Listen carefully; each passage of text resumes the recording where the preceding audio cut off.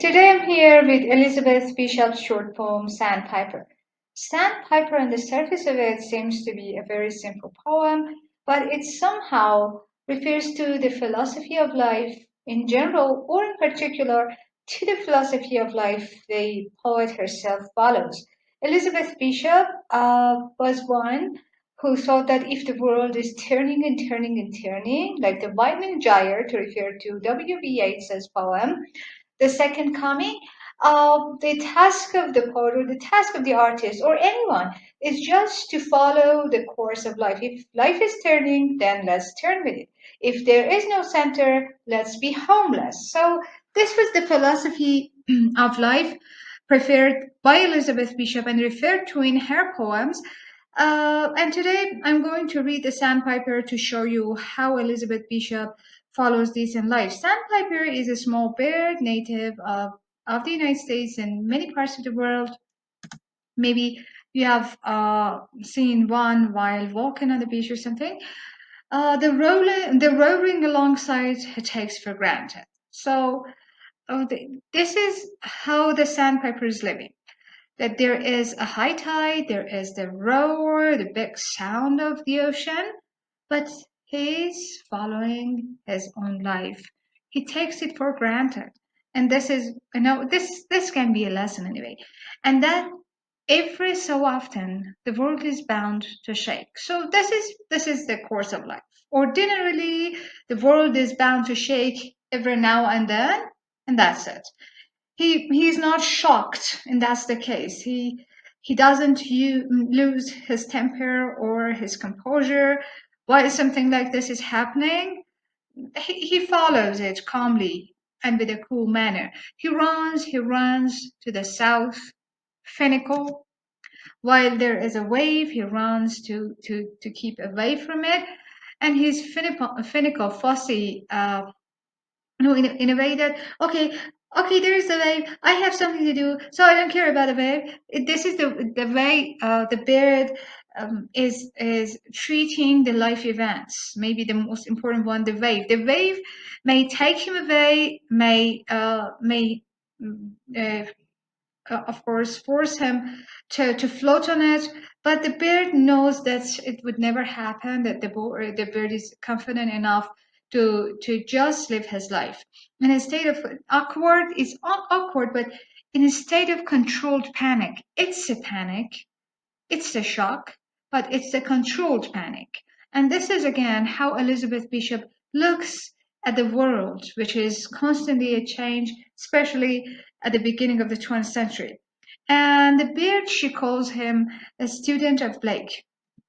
William Blake, the English Romantic poet, in his Auguries of Innocence, has written to see about a human being who who is in unity with life, or who feels the unity in everything, so or the unity of being, to see a world in a grain of sand. So you can see the world in a small part, small single uh, pebble, and a heaven in a wild flower. And you can see the whole paradise in a wild flower.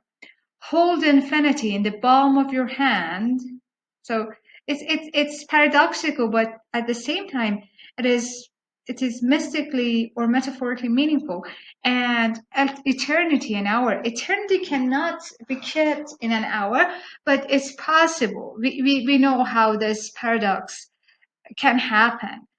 You can use or exploit the moments now in a way that you can feel the eternity. So uh, here Bishop, with referring to Blake's idea, is telling us that the sandpiper is in such a unity with the being. So the bird doesn't need to look at the ocean to see the beauty of it, or to appreciate it, or to fear. The bird is in unity with the whole image of the world. That's why he's in a state of controlled panic. He can see what is awesome, what is awkward, what is sublime, but at the same time, he can keep a distance with it. He can understand it with his manner of of just recognizing complicated things. The beach hisses like fat. Uh,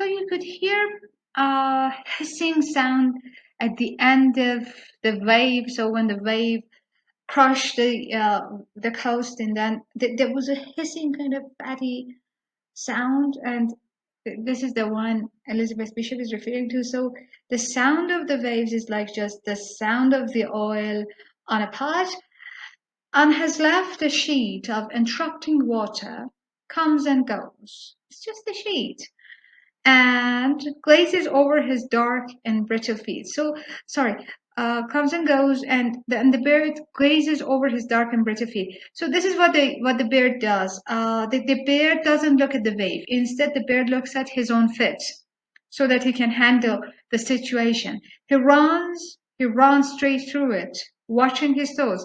So the bird doesn't look so, in a deep way, or he doesn't look at the horizon back over the other side of the ocean. No, the bird is just looking in front of his eyes. So the horizon of his expectations, or the horizon of his understanding of the world, is a as a small one in a sphere, and that's the case. That's why the bird can control its panic. Watching rather the spaces of sand between them, between the feet, between the webs of his feet. So instead of looking at the wave, he's looking at them. Where no detail too small, no detail too small. So there are many details on those grains of sand that it can look at. The Atlantic drains rapidly backwards and downwards. As he runs, he stares at the dragging grains. So instead of again looking at the waves, he's looking at the grains of sand.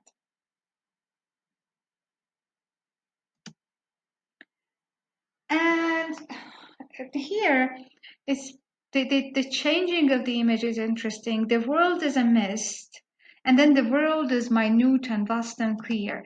It refers to this image when the bird is searching for something in in the sand for food, maybe.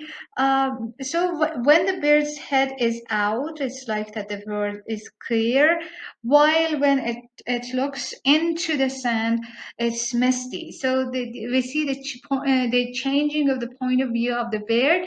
The tide is higher or lower. He couldn't tell you which. Because of this, because he is engaged with doing something personal. It is not aware of the tide. He couldn't tell you which. His beak is focused. He focuses on his life. He is preoccupied.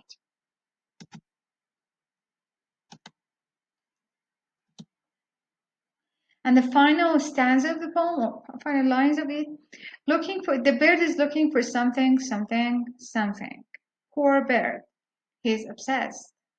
The millions of grains are black, white, and you see that now the bird is preoccupied with the grains of the sand, like the student of Blake's poem, The Ogres of Innocence. And it looks at the colors of different pebbles or different grains of sand. It starts with black and white. So at first, the world of the bird is black and white, and then it becomes colorful, tan and gray mixed with quartz grains. Quartz is white, rose and amethyst. So the bird can see the black world in a black and white way and in a colorful way, and it depends on the grains of sand and the focus and the preoccupation, mental preoccupation of the bird. So the bird focuses on the sand instead of focusing on the waves. That's why it can manage its life conditions. Elizabeth Bishop about herself has written that all my life I was like the sandpiper, searching for something, something, something. And she thinks that this is the philosophy of life, the way that you have to live your life. So this was my explanation, and I hope you've enjoyed it.